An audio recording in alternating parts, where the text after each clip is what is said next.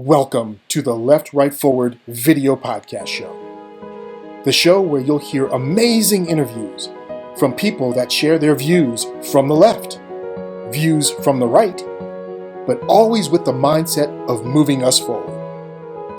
These podcasts are designed to educate, inform, and inspire its audience with relevant information from the past and present. We welcome now the host of the show, Ambassador Delano Lewis.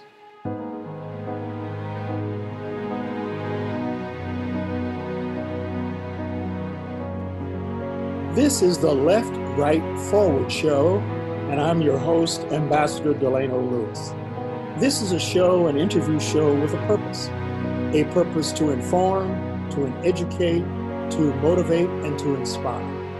The Left, Right, Forward, there'll be views from the left, possibly views from the right, views from the center, but we're always moving forward. Left, Right, Forward show.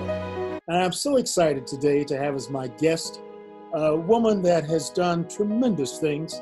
Her name is Shanelle Dupree, and she has a resume that's just a blockbuster. She can start with an author, lawyer, speaker, connector, wife, and mother of four. I'd like to introduce you to my guest today, Shanelle Dupree. Welcome to the show, Shanelle. Thank you, Ambassador Lewis. It's just a pleasure to be here and to see you on this forum. Thank you so much. Thank you. I'm struck by your visual resume, which was outstanding. As I mentioned, author, trusted advisor, speaker, Bible study perspectives. I want to start with one of your speaking topics. How do you become a lawyer and not practice law? I thought that was a fantastic topic. How do you do that? By accident. So I will say that my journey through the law has been so interesting and so rewarding. When I graduated from law school, it was in the middle of the Great Recession. And so there were no legal jobs that were available. People were losing jobs. And for those that were hiring, they wanted you to have experience, but then no one would hire you so that you could get the experience. And so it was definitely a very interesting time period. And so I had to become really creative. I ended up working at the legislature and worked for a state agency and did that. And that was a great experience. But I really wanted to practice law. I really wanted to help people. And so through some different events, and I like to describe it as, you remember when you were a kid and you were in a gym and they split it into two teams and there were two team captains and the captains began choosing people, right? So what I felt like was that kid who no one chose. No one chose. And eventually I had to stop waiting for someone to choose me, and I had to create it for myself. And so that's how I opened up my law practice and it was really through helping a family member who had her children taken. And so it built upon that. And at the last hearing, the other attorney in court said, Judge, I just want to say that without Shanelle on this case, I don't think she would have gotten her children back. And she's done a really great job with helping her navigate and understand the process. And based upon that kind of verbal accolade, it allowed me to begin practicing. And so I did that for 9 years, and it was an amazing experience.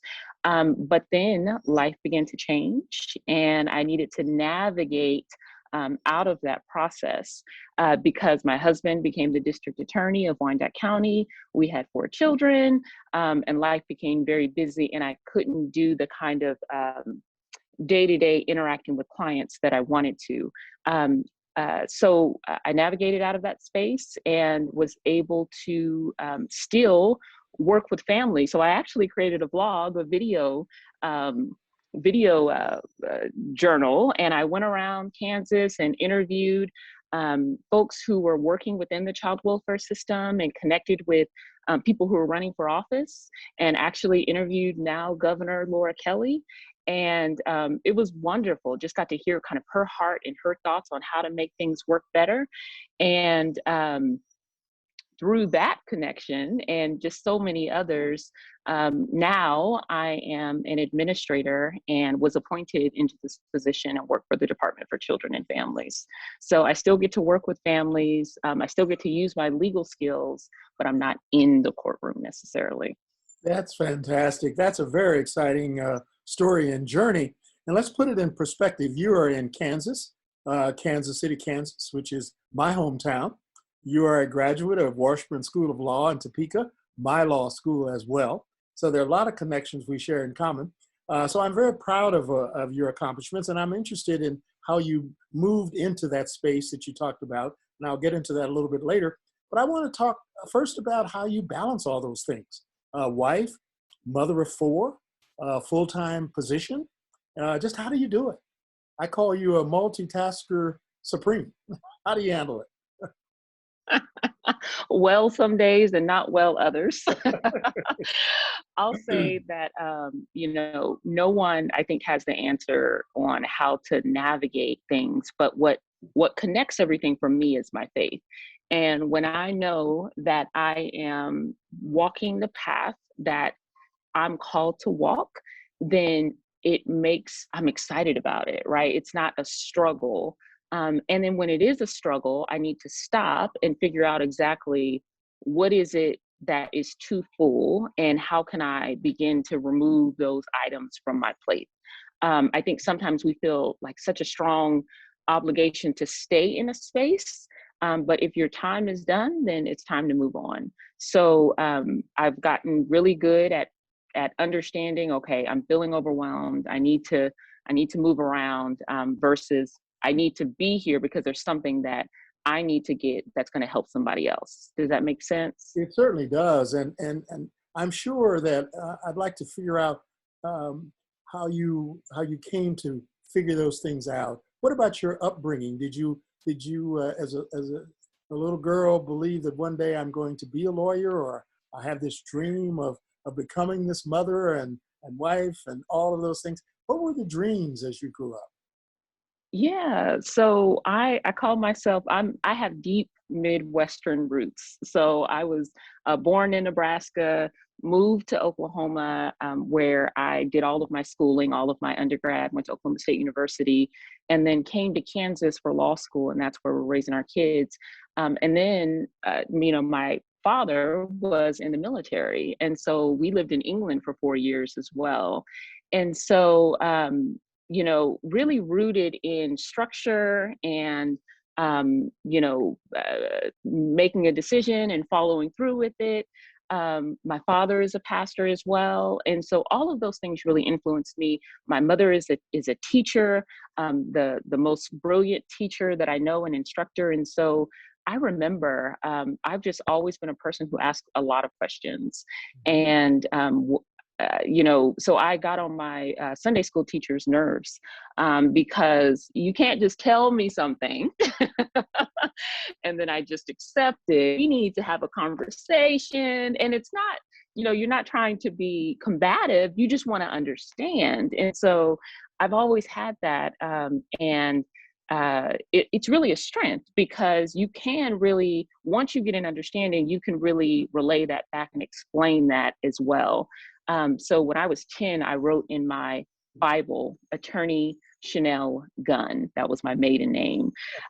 So I knew that I wanted to do this, but then when I got to college and was about to graduate, I hadn't applied to any law schools. And I had to kind of do a deep dive and figure out what am I doing with my life? And why haven't I taken the next step? And it was fear. It was being afraid of failure. It was being afraid of the unknown. I hadn't seen an attorney in my life. And so ultimately I decided, well, Shanelle, you need to do something. So I applied to 2 law schools in Oklahoma and applied to a law school in Kansas. And it's funny because The only way that Mark, my husband, is actually the connection to how I even was aware of Washburn. But I ultimately got into Washburn Law School, and that's where it started. I knew that I didn't want to practice in like a big firm. I always knew that I wanted to help people, although I wasn't clear on what that looked like. And so once I got into law school, got into Washburn and started at the clinic, and had some of my professors, I felt it. It was like family law. I want to help families. I was blessed to have a family that wasn't perfect, by all means, but we stayed together, and we help one another. And so for me, that thing in your gut, right, that thing that bothers you, it's when families aren't safe. It's when families are split apart. And so I wanted to use my talents and skills and thoughts to figure out a way to create safety and help families. Wonderful, beautiful story. And that leads to my question. We're talking to Shanelle Dupree, who's a lawyer and author and speaker, and she's involved with families and children in the state of Kansas. Explain exactly what you do with children and families. Yeah, so when I had my law practice, I would represent children as a guardian ad litem. So I would represent their best interest when they were involved in the child in need of care court, which is, foster care, basically, when they were removed from their parents. And then I would also represent parents through the foster care system. And it's something because while I was doing that, I saw that parents just really didn't understand what was happening in the system.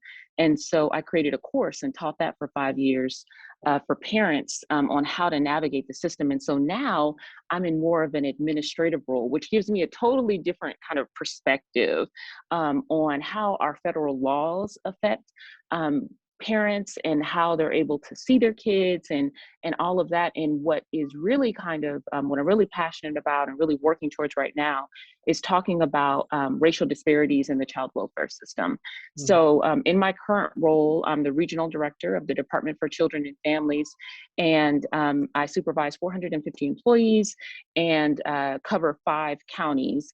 And we don't just do child welfare. We do, food assistance and vocational rehab and all of that. But racial disparities in the child welfare system, I think, is the topic that we really need to be talking about, that not a lot of people are talking about. Children of color are in the system almost twice the rate that they're in the population, which is a problem.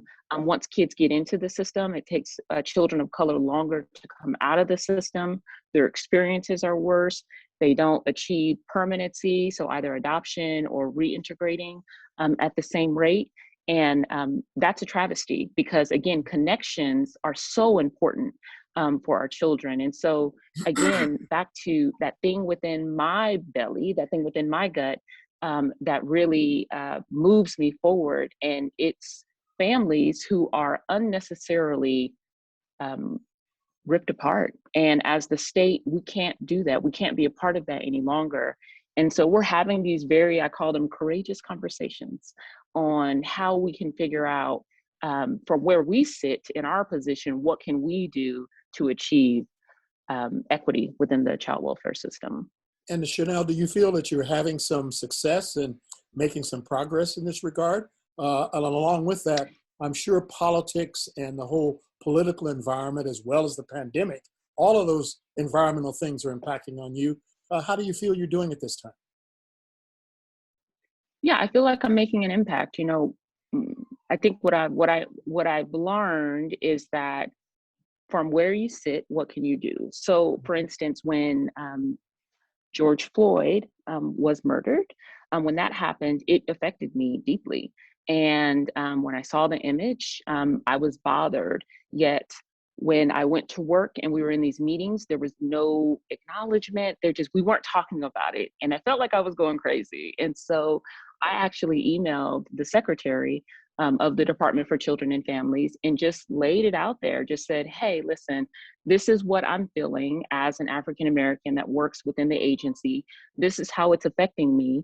And this is what I want to do. So what I asked to do was basically to draft an article talking about racial disparities within the child welfare system, and talking about how our new Kansas practice model, so how we're working with families now, is for racial equity, is for engaging with families. We're not just making decisions in a closet and telling families what should happen. We're bringing families to the table through different programs that we're now doing.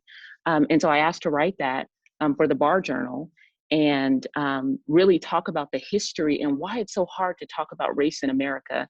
And she said yes.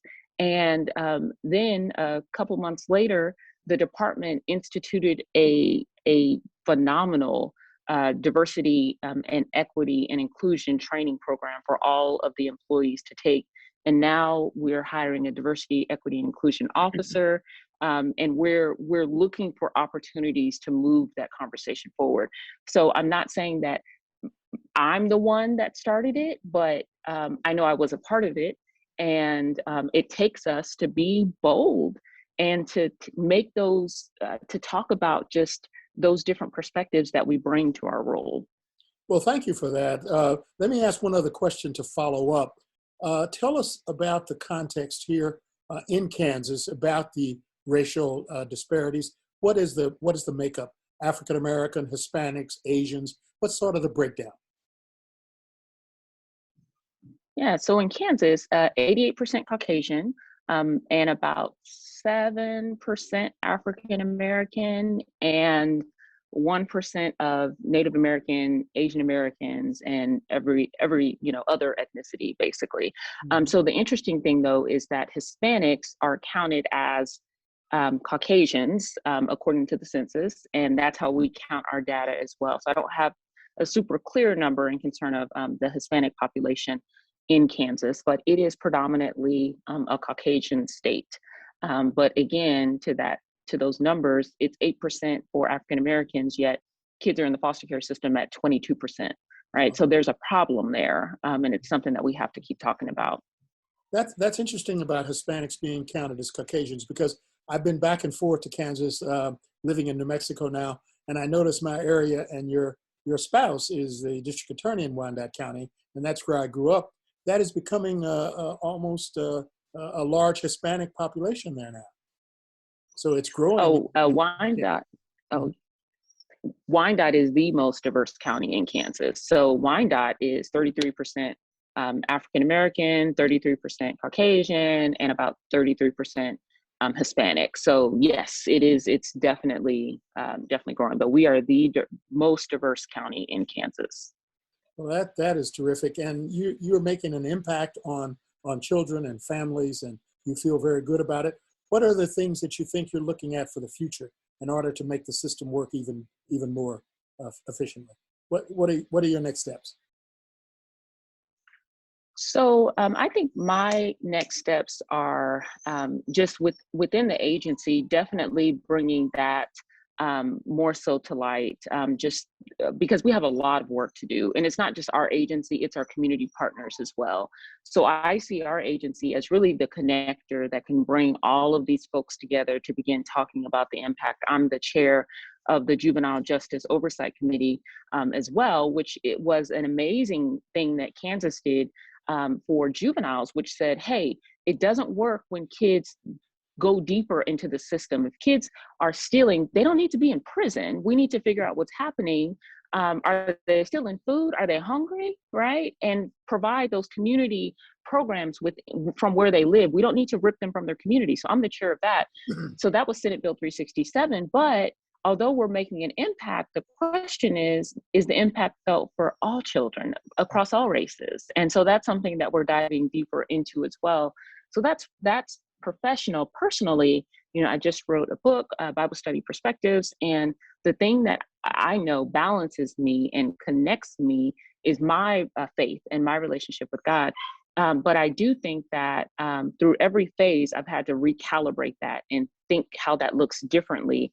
And I've been in church my entire life, but if you bring me a Bible and just tell me to start reading, I may fall asleep because I need, I need structure. I want to imagine some things. I want it to be interesting and creative. And so that's what I created, a guide for people who want to dive deeper into their relationship with God, but are overwhelmed and don't really know where to start. So it's a guide where I'm bringing like the legal perspective. I'm talking about like Adam and Eve, how they were evicted, and just that perspective. I bring out like some Supreme Court cases. I'm talking about family dynamics. And so it's just bringing different perspectives and encouraging folks to look at the Bible as something that is related to your life. So I'm really excited about that project. That was one of my next questions, to get a little deeper into your book about Bible perspectives and what that means. And so I'm glad you talked about it. And if you can add a little more to it, because this is something I think is very, very important, because you're laying out a perspective in the use of the Bible in everyday life. And I think that's a wonderful approach. You want to add any more to that? Yeah, I'll say that I think sometimes people feel overwhelmed, and they don't really know where to start. And I think we've been led to believe that, I went to church on Sunday, or I read that inspirational quote, and so I'm good. But the truth is that in any relationship, it has to be, number one, a two-way street. And then it has to be something more than, an hour or two on Sunday. It has to be an ongoing conversation. I think about my husband. And if he only talked to me on a Sunday for an hour, it's not going to work. Mm-hmm. We need to be talking more. But so with Bible study perspectives, I'm giving people basically a roadmap. I'm giving them a guide on how to think about it. And I'm, of course, providing my own, but then I'm encouraging people to think about, how does this apply to your life? So something for me is, I love like books and movies. And so I'm connecting it to books and movies as well, thinking about Adam and Eve, how they were, I call it evicted from the Garden of Eden. I think about, well, who else has been like kicked out? Who else has been evicted? And my mind goes to the Will Smith movie, The Pursuit of Happiness, and how him and his son were at their lowest point and they were evicted. And then the question is, what comes next? Like, what decision do you make after you're at the very bottom?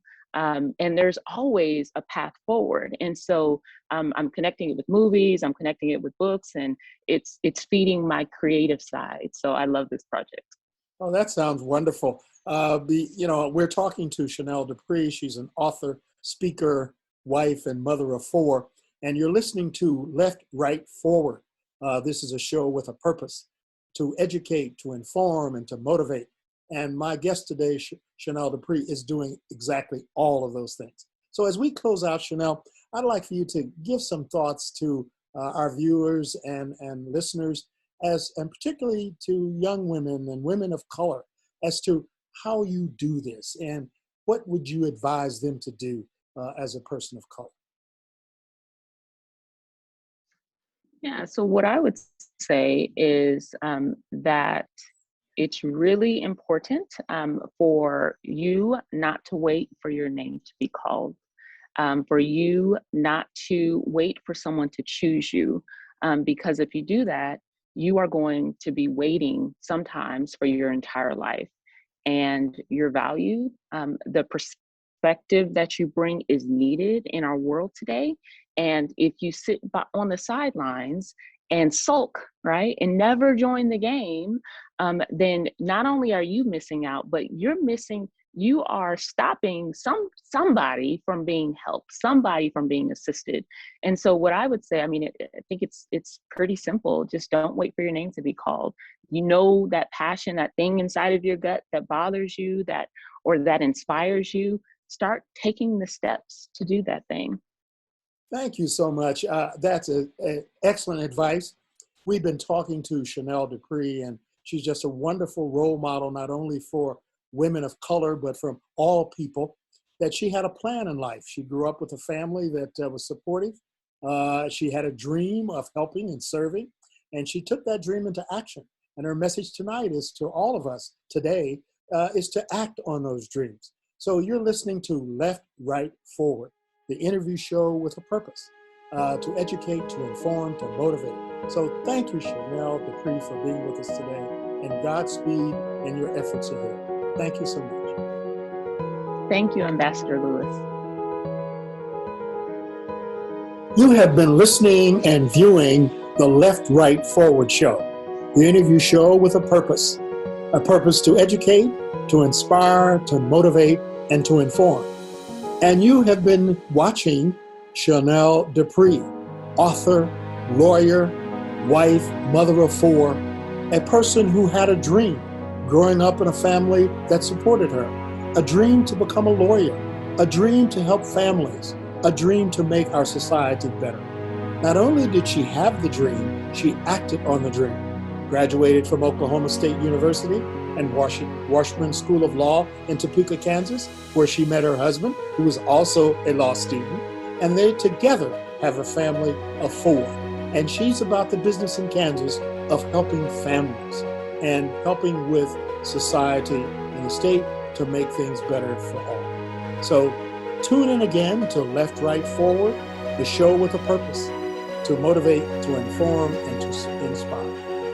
Until next time, Godspeed.